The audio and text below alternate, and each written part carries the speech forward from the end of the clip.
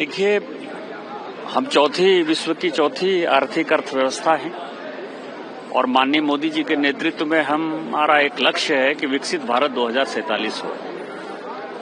उसमें जो सबसे बड़ा टारगेट है सरकार के पास, वो टारगेट है कि बिजनेस को बढ़ाया जाए और जो आम लोग हैं, 140 करोड़ लोग हैं, जो साधारण लोग हैं, उनको सुविधा दी जाए। और यदि पूरे सेकेंड पार्ट को यदि आप देखेंगे तो उसमें जो नया इनिशिएटिव है पूरी दुनिया का, आर्टिफिशियल इंटेलिजेंस का है, इलेक्ट्रॉनिक्स का है, आईटी का है, जो कि ITA 196 में जब कांग्रेस ने साइन किया था चिदम्बरम के नेतृत्व में, जब यूपीए की सरकार थी, समर्थित सरकार थी, तो हमने जो है 0% कस्टम ड्यूटी लगा दिया था, जिसके कारण सॉफ्टवेयर हार्डवेयर सब खत्म हो गया। अमेरिका का जो सिलिकॉन वैली इसी कारण से डेवलप हो पाया।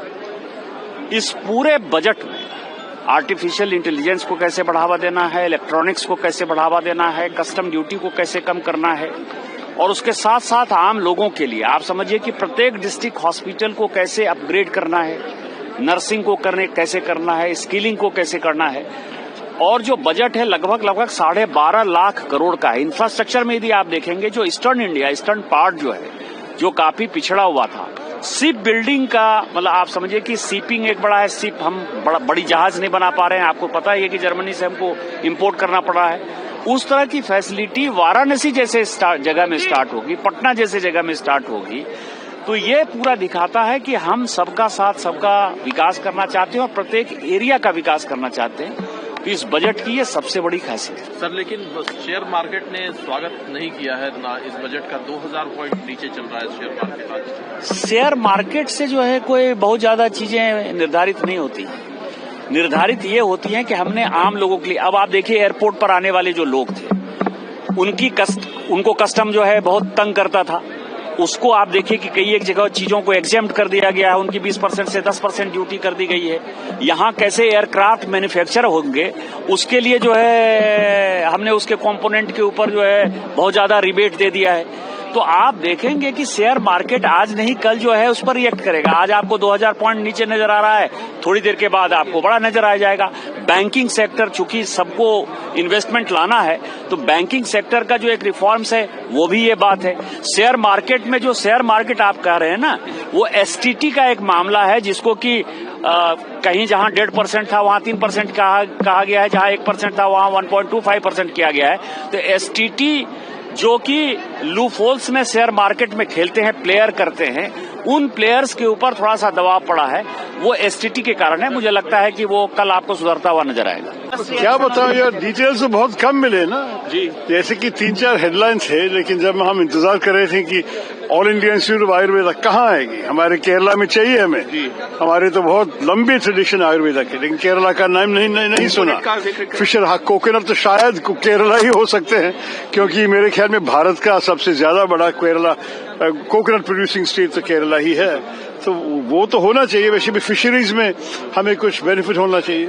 लेकिन जब शिप रिपेयर के बारे में बोला और वाराणसी और पटना के बारे में बोला, केरला के बारे में कुछ नहीं सुन सका, तो ये सब हमें जरा सा आश्चर्यजनक है। लेकिन ये भी कहूं कि शायद डिटेल्स बजट डॉक्यूमेंट में होंगे, पढ़ा नहीं, अब तक सिर्फ भाषण सुने हैं। भाषण में तो बहुत कम डिटेल्स है जो हमें जरूरी है। ये बहुत ही प्रगतिशील बजट है, विकसित भारत का रास्ता स्पष्ट करता है, जहां पर इंफ्रास्ट्रक्चर, जहां टेक्नोलॉजी, जहां किसानों के लिए, दिव्यांगों के लिए, आयुर्वेद के लिए और इन्वेस्टमेंट बढ़ाने के लिए बहुत बड़ी बड़ी बातें की गई हैं और ईज ऑफ डूइंग बिजनेस को बहुत और तेज गति से आगे बढ़ाया है। मैं अभिनंदन करता हूं माननीय प्रधानमंत्री जी का, निर्मला जी का। ये विकासशील बजट है और देश की प्रगति को और आगे बढ़ाएगा। मैन्युफैक्चरिंग पर बहुत फोकस किया गया है। बिल्कुल, मैन्युफैक्चरिंग पर, और जो नए पूरे आइटम है, इलेक्ट्रॉनिक है, इलेक्ट्रॉनिक कंपोनेंट, मोबाइल फोन, बाकी चिप्स, और इसके अलावे जो एक बहुत महत्वपूर्ण बात मैं कहना चाहूंगा कि टायर 2, टायर 3 सिटीज में कॉर्पोरेट मित्रा की जो बात की गई है, वो काफी एक नई सोच है। तो अभिनंदन, बहुत अभिनंदन। ये गरीब किसान और गांव में रहने वाले लोगों की समझ से बाहर बजट है। जो एक्सपेक्टेशन थी आपकी, क्या आपको लगता है कि एक भी पॉइंट उसमें से कहीं कट? ये गरीब का पेट कहीं नहीं भर सकते है ये बजट। गरीब का पेट नहीं भर सकता, नौकरी रोजगार दिए नहीं। नौकरी रोजगार कहाँ दिए हैं? अभी भी बड़े पैमाने पे नौजवान बेरोजगार है। सपने दिखाने वाला बजट है। वाराणसी में शिपिंग मैन्युफैक्चरिंग हब बनाने की बात कही गई, वाराणसी और पटना। आपको याद होगा जो शिप निकला था बनारस में, बिहार में जाकर के रुक गया था। उससे बड़ा सवाल यह है कि क्या गंगा की सफाई हो गई? क्या डीसिल्ट कर लिया आपने?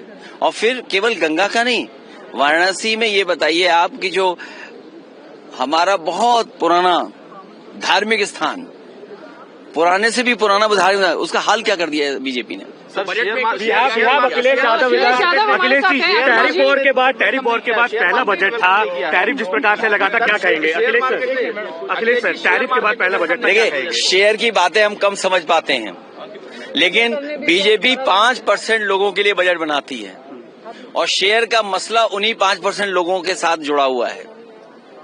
तो अगर वो निराश हैं और किसान की समझ से बाहर है, सोचिए किसान अपनी पैदावार के लिए क्या दे। मैं जिस कॉन्स्टिट्यूंसी से आता हूं, आलू के लिए क्या किया इस सरकार ने? आलू के किसानों की पैदावार को बढ़ा करके, या पैदावार आ गई, आलू के लिए क्या कर रही सरकार? क्या उनको सही रेट पे खरीदेगी? क्या आय दोगुनी हो गई?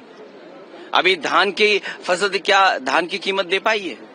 सरसों की फसल तैयार है, क्या सरसों की तैयारी कर ली इन्होंने? जब आप विदेश का तेल मंगाओगे खाने के लिए, क्या उम्मीद करोगे आपके किसानों को कीमत मिलेगी? ये केवल 5% लोगों के लिए बजट बनाते हैं, बाकी सब कहीं जाएं और फिर बजट आपके लिए और बनाते हैं, आपके लिए प्रचार के लिए बजट बनाते हैं। एक मिनट जाइए, आपके प्रचार के लिए बजट बनाते हैं। बड़े बड़े अखबार उठा लीजिए। मैं एक कंपनी का एड देख रहा था, वो कंपनी कह रही है पानी में यूरेनियम है, पानी में पेस्टिसाइड्स हैं, पानी में पी नहीं सकते पानी हम। प्राइवेट कंपनी को पता है, सरकार को नहीं पता है। माँ गंगा का क्या हाल है? आपकी हिंडन नदी, काली नदी, यमुना नदी, आपकी जो बनारस की नदियां हैं, वरुणा, क्या हाल है नदियों का? आप 10, 11, 12 साल में डबल इंजन होकर के नहीं कर पा रहे हो। आप कहते हो मेट्रो बनाएंगे, मेट्रो कहाँ बनाएंगे? पानी का जहाज कहाँ लेकर के जाएंगे आप?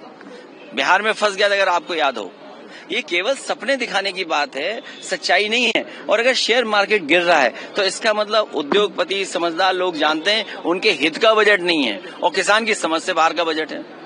On every sector of the Indian economy, it's a budget for every citizen. सबका साथ and सबका विकास, सबका विश्वास और सबका प्रयास. Particularly area of telecom, area of donor has got a very, very good impetus in this budget, and we hope to take forward the Prime Minister's vision of capitalizing on India's growth potential. You have seen a growth of close to 7.5%, a complete control on inflation coming down to 1.7%, a huge jump in capital expenditure from 2 lakh crore to almost 11 lakh crore this year to 12 lakh crore next year. So it's a budget that is going to empower India, is going to power India, and is going to take India on its trajectory, which is today the fourth largest economy to the third largest economy by next year and onward and forward. Sir, north east को लेकर के बहुत सारी घोषणाएं की गई इसमें। North east, मैंने यही तो बोला कि north east, the sectoral allocation for the Northeast has been increased substantially.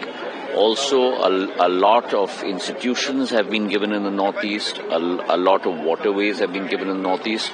So it's a budget which has given a huge amount of impetus to the Northeast, and for that I'm thankful to the Finance Minister. আমাদের video ভালো লাগলে like এবং share করুন। Comment সেকশনে গিয়ে জানান আপনাদের মতামত।